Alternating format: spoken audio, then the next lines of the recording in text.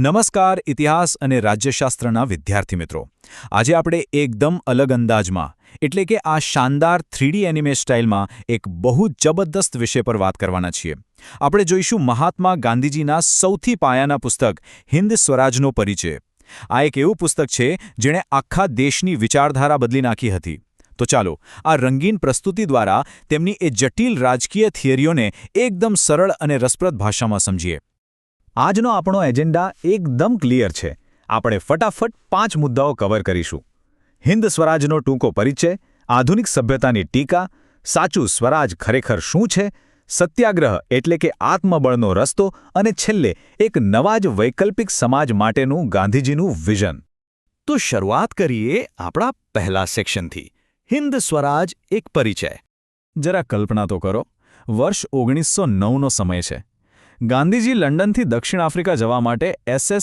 કિલ્ડાઉન castle નામની સ્ટીમરમાં મુસાફરી કરી રહ્યા છે જહાજ પર તેમને અચાનક એટલી બધી પ્રેરણા અને તાકીદ અનુભવાઈ કે બસ માત્ર 10 જ દિવસમાં તેમણે આ આખું 30,000 શબ્દોનું પુસ્તક લખી નાખ્યું લખવાની ઉતાવળ કહો કે ધગશ એવી હતી કે જ્યારે જમણો હાથ થાકી ગયો ને તો એમણે ડાબા હાથથી લખવાનું ચાલુ કરી દીધું પણ પેન અટકવા ન દીધી ખરેખર અદ્ભુત ખરું ને હવે આ પુસ્તકનું ફોર્મેટ છે ને એ બહુ જ અનોખું છે આખું પુસ્તક કોઈ બોરિંગ લેક્ચર નથી પણ બે પાત્રો વચ્ચેના એક ડાયલોગ એટલે કે સંવાદ સ્વરૂપે છે એક બાજુ છે અધીરો બાચક જે પેલા હિંસક ક્રાંતિકારીઓનું પ્રતિનિધિત્વ કરે છે અને બીજી બાજુ છે એકદમ શાંત તંત્રી જે ખુદ ગાંધીજી છે આખી બુક આ બંને વચ્ચેની એક જોરદાર ફિલોસોફિકલ ચર્ચા છે આગળ વધીએ સેક્શન 2 તરફ આધુનિક સભ્યતાની ટીકા અહીં આપણે જોઈશું કે ભારતનો સાચો રોગ શું હતો જો સંવાદમાં વાચક એકદમ ઉશ્કેરાઈને એક બહુ જ પ્રેક્ટિકલ સવાલ પૂછે છે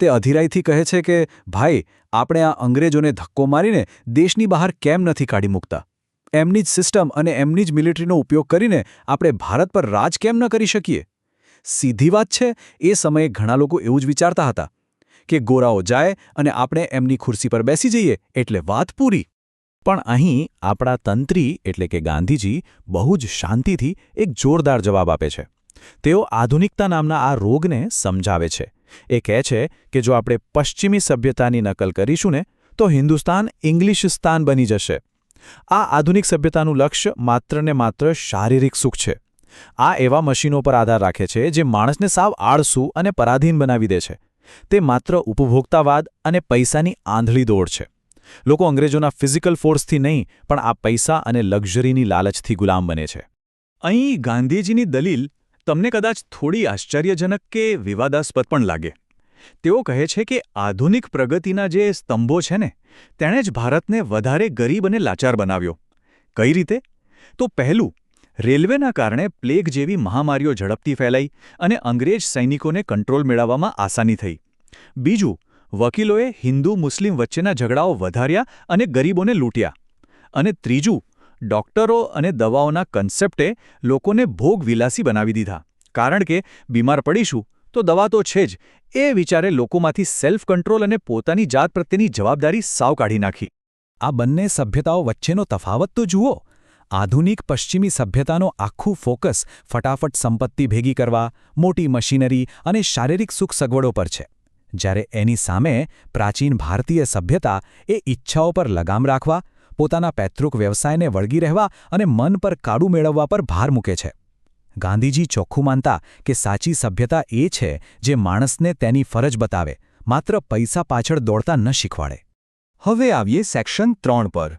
સાચું સ્વરાજ શું છે તો જો માત્ર અંગ્રેજોને કાઢવા એ જ આઝાદી નથી તો સાચું સ્વરાજ શું છે વિદ્યાર્થી મિત્રો સ્વરાજ એ એક બેવડી વિભાવના છે તેમાં માત્ર દેશની રાજકીય આઝાદી કે હોમ રૂલ નથી આવતું પણ સાથે સાથે આંતરિક નૈતિક સ્વશાસન પણ આવે છે એટલે કે પોતાના મન અને ઈચ્છાઓ પર સંપૂર્ણ કાબૂ જો તમારી પાસે નૈતિક અને આધ્યાત્મિક તાકાત નથી તો પેલી બાહ્ય સ્વતંત્રતાનો ખરેખર કોઈ જ અર્થ નથી રહેતો ગાંધીજીના જ શબ્દોમાં આ બહુ જ સુંદર રીતે કહેવાયું છે જો આપણે મુક્ત થઈશું તો ભારત મુક્ત થશે જ્યારે આપણે આપણા પર શાસન કરવાનું શીખીએ ત્યારે જ તે સાચું સ્વરાજ છે આ વાક્ય બહુ ડીપ છે આનો સીધો અર્થ એ છે કે સમાજ બદલવો હોય ને તો શરૂઆત હંમેશા પોતાની જવાબદારીઓ સ્વીકારવાથી જ કરવી પડે ચાલો સેક્શન 4 તરફ આગળ વધીએ સત્યાગ્રહ આત્મબળનો માર્ગ.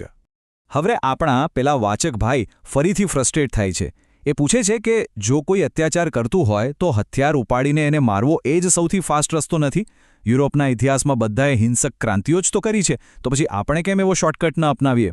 અને અહીં તંત્રી એટલે કે ગાંધીજી પાશવી બળનો એક અદ્ભુત વિકલ્પ આપે છે. તેઓ સમજાવે છે કે જો તમે હિંસા કે બળનો ઉપયોગ કરશો તો એ માત્ર બદલાની એક એવી સાયકલ ચાલુ કરશે જે ક્યારેય ખતમ નહીં થાય. જો ભારત હિંસાના રસ્તે ચાલશે તો આ પવિત્ર ભૂમિ સાવ લોહીલુહાણ કરીને અપવિત્ર બની જશે. હિંસા ક્યારેય ન્યાય ન લાવી શકે.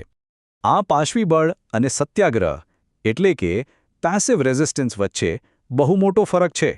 સમજો કે પાશવી બળ એ નબળા લોકોનું હથિયાર છે, જે શારીરિક હિંસા પર ટકેલું છે અને છેવટે યુદ્ધ તરફ લઈ જાય છે. જ્યારે સત્યાગ્રહ છે એ ખરેખર મજબૂત લોકોનું હથિયાર છે. તે પ્રેમબળ કે આત્મબળ પર કામ કરે છે. આમાં સામેવાળાને મારવાનો નથી, પણ જાતે કષ્ટ સહન કરવાની હિંમત બતાવવાની છે. આ રીતે ગાંધીજીએ સત્યાગ્રહને માત્ર એક પોલિટિકલ ટ્રીકમાંથી એક સંપૂર્ણ નૈતિક ફિલોસોફી બનાવી દીધી. અહીં ગાંધીજીનો એક બહુ જ ક્રાંતિકારી વિચાર આવે છે. અન્યાયી કાયદાઓનો વિરોધ કઈ રીતે કરવો?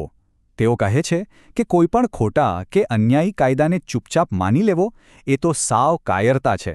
સાચો વિરોધ એ છે કે તમે સામેવાળાને નુકસાન પહોંચાડ્યા વગર હિંમતભેર એ કાયદાનો ભંગ કરો અને ખુશી-ખુશી જેલ કે પીડા સહન કરો. આ જ સાચી મર્દાનગી છે. અને હવે છે સેક્શન 5 વૈકલ્પિક સમાજ માટેનું ગાંધીજીનું વિઝન. એકવાર સાચું સ્વરાજ મળી જાય પછીનું ભારત કેવું હશે? એના 4 મુખ્ય થાંભલા છે. પહેલું સર્વોદય એટલે કે સૌનો વિકાસ અને આર્થિક સમાનતા. બીજું સ્વદેશી એટલે સંપૂર્ણપણે આત્મનિર્ભર બનવું અને આપણા દેશમાં બનેલી વસ્તુઓનો જ ઉપયોગ કરવો.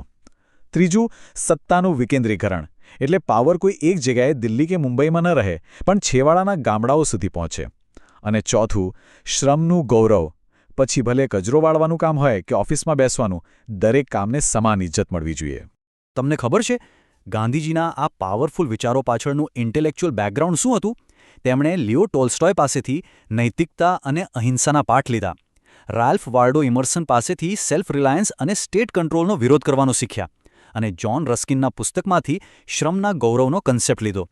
તેમણે આ બધા જ પશ્ચિમી વિચારોને આપણા ઉપનિષદો અને વેદોના જ્ઞાન સાથે જોડીને એક એકદમ નવો જ સામાજિક ઢાંચો તૈયાર કર્યો.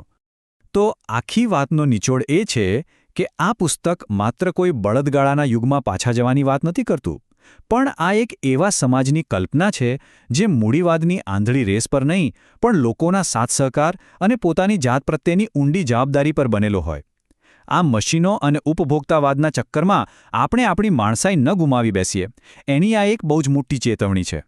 આપણા શૈક્ષણિક વિશ્લેષણના અંતે આપણે એટલું ચોક્કસ કહી શકીએ કે સાચો હોમ રૂલ એ જ છે જ્યાં આપણી પોતાની જાત પર સંપૂર્ણ કાબૂ હોય, અને આ કાબૂ માત્ર ને માત્ર સત્યાગ્રહ અને પ્રેમબળની તાકાતથી જ મેળવી શકાય છે.